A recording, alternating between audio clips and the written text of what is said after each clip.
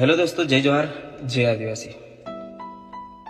અત્યારે તમે જોયું હશે કે આપણા આદિવાસી સમાજના ભાઈઓ અને ઠાકોર સમાજના ભાઈઓ સમાજની જે વાત કરીને જે સમાજની મા બેન દીકરીઓ પર જે ગાળો દઈ રહ્યા છો ને, તો એ બધી વસ્તુઓ તમે ના કરો। કેમ કે સમાજ પર તમે પર્સનલી ટાર્ગેટ નહીં કરી શકો। અગર તમારો ઝઘડો કોઈ જોડે હશે ને પર્સનલી, તમે એના પર કેસ કરી દો યા ફિર એનું કોઈ સમાધાન કરી દો। તમે બેઠક બનાવીને તમારા ગામના પંચ બેસાડીને અને આવી રીતે જે તમે વિડીયો બનાવીને જે આબરૂના ધજાગરા કરી રહ્યા છો ને બે સમાજના, જેમ કે આદિવાસી સમાજના અને ઠાકોર સમાજના ભાઈઓ, તમને એમ કહેવા માંગુ છું કે આપણા બે સમાજ સિવાય પણ ઘણા બધા સમાજ છે। તો આ બધા લોકો આપણા જે તમે જો વિડીયો બનાવી રહ્યા છો ને, આપણને બધાને જોઈ રહ્યા છે કે કઈ રીતની હરકતો થઈ રહી છે અને કોણ કેવી રીતની ગાળો દઈ રહ્યા છે। તો ખોટા આપણા સમાજની આબરૂ ના કાઢો। થોડું સોચી સમજી વિચારીને સોશિયલ મીડિયા પર બોલજો, કેમ કે અહીંયા વિવાદ ઉભો થતા વાર નથી લાગતી। તો અગર કોઈને ફેમસ થવું હોય તો આવી રીતની ગાળો દઈને ફેમસ થવાનું કોઈ વિચારતા નહીં, કેમ કે એવી રીતનું બદનામ થઈને ફેમસ થવું કોઈ મતલબ વગરનું છે। કોઈ માન મર્યાદા ઇજ્જત ના હોય તો એ માણસને ફેમસ થઈને શું કરવાનું?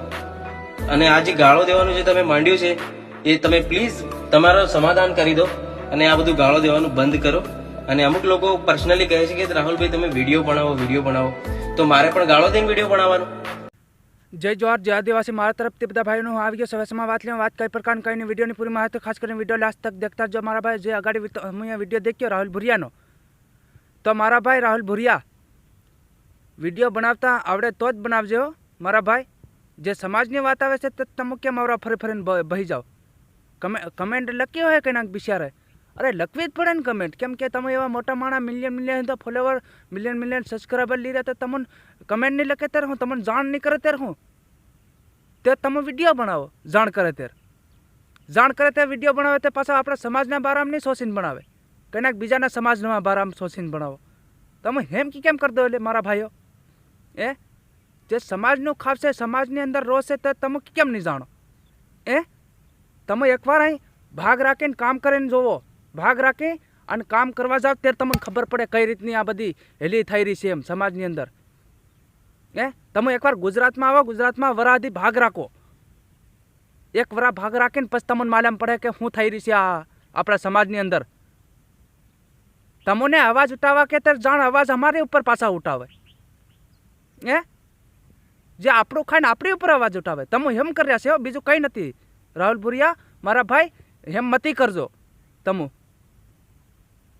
તમે એકવાર કામ કરવા આવો, ભાગ રાખવા આવો, ભાગ રાખીને એકવાર રહો ને ત્યારે તમને ખબર પડે અહીં ગુજરાતમાં કે આપણા માણસ કેટલા વેલા કર્યા છે એમ। તે એટલા માટે આપણે અવાજ ઉઠાવવો પડે કે નહીં ઉઠાવવો પડે? અચ્છા, જાત ઉપર કંઈનો ગાર્યો દિન નાખી ગયો છે, કાલ ઉઠીને આપણા સમાજના વ્યક્તિને જે ભાગ રાખતા હોય, ફલાણો કરતા હોય, ઢીકણું કરતા હોય, ગમે એ કામ કરતા હોય, તો એમાં કંઈક હેલી થાય ત્યારે તમે કંઈનો હેલી નહીં કરો। એવી રીતનું આ બધું થાય છે, તમને ખબર કાં છે? જે આમાં અવાજ ઉઠાવું તો અગલી વખત ફેર બી અવાજ ઉઠાવું, એવી રીતે છે। તમે સમજો મારા ભાઈ, સમજો। તે જય જોહાર, જય આદિવાસી મારા તરફથી રાહુલ ભુરિયા। જો તને ખરાબ લાગ્યો હોય તો મારા ભાઈ કહેજે મને કંઈક કમેન્ટ કરીને, બાકી ખરાબ નહીં લાગ્યો ને તો મારા તરફથી જય જોહાર। કદાચ માફ બી કરજે મને ખરાબ બોલાઈ ગયો હોય તો મારા ભાઈ, જય જોહાર મારા તરફથી।